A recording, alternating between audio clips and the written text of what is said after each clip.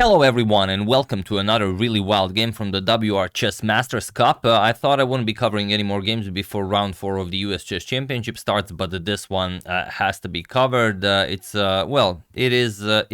what it is. It is a beautiful upset, and you guys started requesting it as soon as it happened. World number 5, official world number 5, Nodirbek Abdusattorov faces former women's world champion Alexandra Kosteniuk. She was women's world champion from 2008 to 2010, and I mean it's a really wild game. You guys will love this one, and it features a very common line of the Caro-Kann defense. I play e4. I face the Caro-Kann quite a lot, and I have played against this line. But here she goes in a really seldom played direction with an early h5. You'll see. It's a really crazy game, and the time format is classical, but it's a really weird classical. Now it's 60 minutes for the first 30 moves, then it's 30 minutes for the next 20 moves, and then another 30 minutes for the rest of the game, all without increment. So you have to be very careful. There is no increment, and it can get pretty crazy. And if the match is tied after 2 games, they will go into Armageddon. So let's check it out. Nodirbek with white opens with pawn to e4, and I think I fixed the camera finally. There will be no crazy sudden movements. We have pawn to c6. She goes for the Caro-Kann defense. We have pawn to d4, pawn to d5, and knight to d2. It's pretty much the exact same thing as knight to c3, unless black plays d captures on e4, but black always plays d captures on e4, so it's the exact same thing. Sorry about that. We have knight to f6, and the immediate knight captures on f6, e captures on f6, and now pawn to c3. We have bishop to d6, bishop to d3, and now like I said, usually castles is played here pretty much always. Queen c2 goes after the h7 pawn, you play h6, and then something like knight e2, rook e8, and the game continues. White will probably castle queenside, maybe white castles kingside, and it's going to be a fun game. But here, Alexandra goes for the immediate pawn to h5, and this is extremely rare. There are a couple of games in the database where knight to e2 was played, also queen to c2 is a non-move, but Nodirbek goes knight to f3, and it is now, as of move 8, that we have a completely new game. So, okay, she further pushes with pawn to h4, we have pawn to h3, and bishop to e6. We have castles kingside, queen to d7. Now you have to be a little bit careful. Bishop captures on h3 might be an idea in some lines. Rook to e1, pinning the bishop, and she unpins. King to f8. We have knight back to d2, and now bishop to c7. If you go for this capture right away, it's not really that incredible, because this knight now can come to f1, and you don't really have anything. The checkmate square is covered, so there are no checks. There's no queen g3, there's no queen g4, and you don't have time for rook h6 or rook h5. Both is covered by the bishop and by the queen, and by the time you take care of that, white already figures out a nice defensive setup. So instead, bishop to c7, we have knight to e4 and pawn to b6. We have queen to f3, queen to d5, now with ideas of maybe trading queens if the knight moves, and pawn to b3. We have queen to h5, offering a trade of queens, and now queen back to e3. We have knight to d7 by Alexandra, and bishop to a3, check by Nodirbek. We have king to g8, and pawn to c4. Now, Nodirbek enjoying the wonderful center here. Pawn to f5, attacking the knight. We have knight to g5, putting pressure on the bishop, and now even pawn to f4. And it's a really crazy position where obviously the knight is hanging, but what do you do with the queen?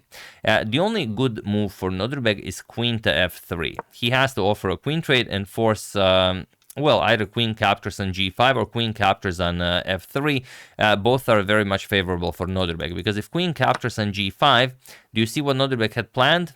It seems like he just blundered a piece, but that could not be further from the truth. He planned rook captures on e6, and after f captures, queen captures on c6 with an attack on the rook, on the bishop, and on the knight. And once you move the rook somewhere, let's say rook d8, you're going to capture on d7, and okay, queen d8, you could offer a queen trade, the queen will move, and Okay, it's a pretty crazy position. White is up only 1 pawn, but that black king will not survive against the mighty bishop pair. So after queen f3, she decides, okay, that's not really worth it. We're going to try queen captures on f3, knight captures on f3, and now knight back to f6. We have knight to g5 and bishop to d7. We have rook to e7, lifting the rook to the 7th rank, promoting it to a pig, and rook to h5 now. Threatening the knight on g5, and now knight captures on f7. It's the only good move for Nodirbek, but not incredibly difficult to spot. And now rook to e8. If you play king to f8, of course, just rook captures on d7. Of course, you did not forget about our good friend the bishop on a3. So after knight captures on f7, we have rook to e8, offering a trade of rooks, and now bishop to g6.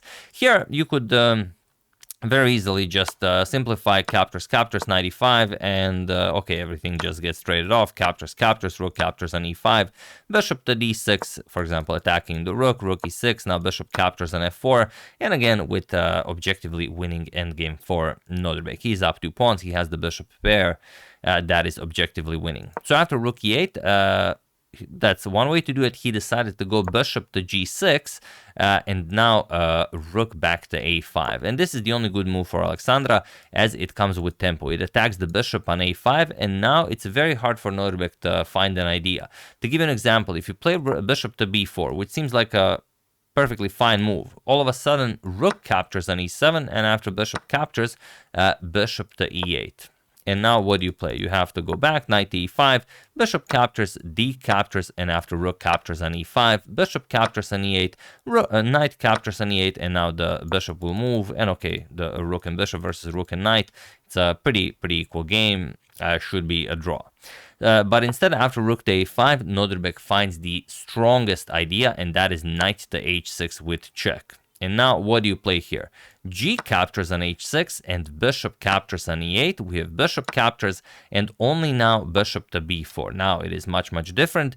We have bishop to d8. She attacks the rook on e7 and now rook to b7. Again, you could just simplify with rook captures on e8, knight captures, for example, bishop captures on a5, and you would have a rook versus bishop and knight. And okay, chances are you are pushing this for a win, but still you're only up a pawn, and bishop and knight can be very tricky. And also Alexandra is very low on time. She's down to 40 seconds, so I guess he was also trying to maybe flag her a little bit. He went rook to b7 and now rook to g5. We have rook to b8, putting pressure on the bishop here, and bishop to c7. Attacking the rook on b8, we have rook to c8. Of course, the bishop here is defended, and now the very tricky pawn to f3. And now all of a sudden it's Nodirbek on the defensive. Rook captures on g2 is the threat. And what can he play? Well, he should play rook captures on c7.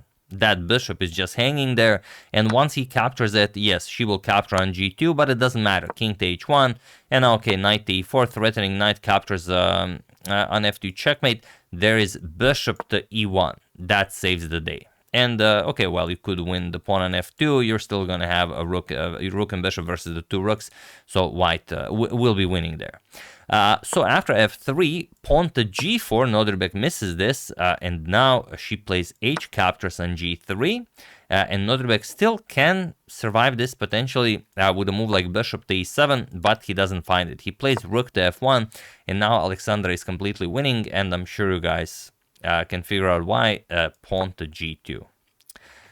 Look at this, rook to e1, and now rook to h5. This is the key move that allows her to win the game, and if you still don't realize why, well, you will figure it out on the next move. Rook to e3. Now feel free to pause the video and win the game for Alexandra while I give you a couple of seconds.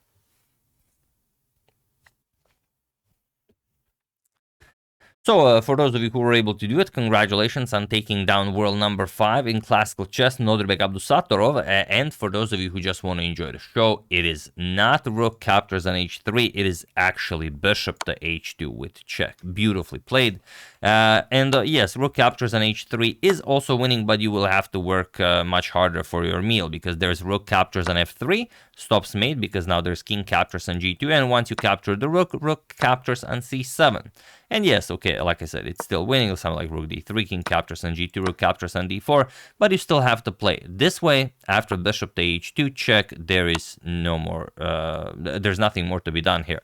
Nodirbek did capture on h2, but now rook captures on h3 with check.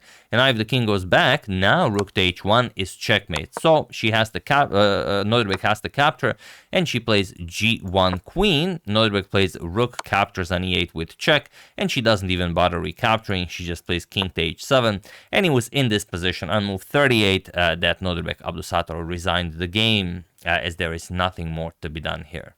So beautifully played by former women's world champion Alexandra Kosteniuk, taking down world number 5 in classical Nodirbek Abdusattorov. You resign here because, okay, well, your rook is hanging. You might give a nice check here, but after king to g6, what will you do? The thread, obviously, queen g2 check, king to h4, and then queen to g4 checkmate. And if you eliminated the pawn to prevent queen to g2 check, doesn't matter. Queen to g4 check now picks up the rook, and now you're just down too much material. Now you will get knight g4 check, and you will get checkmated.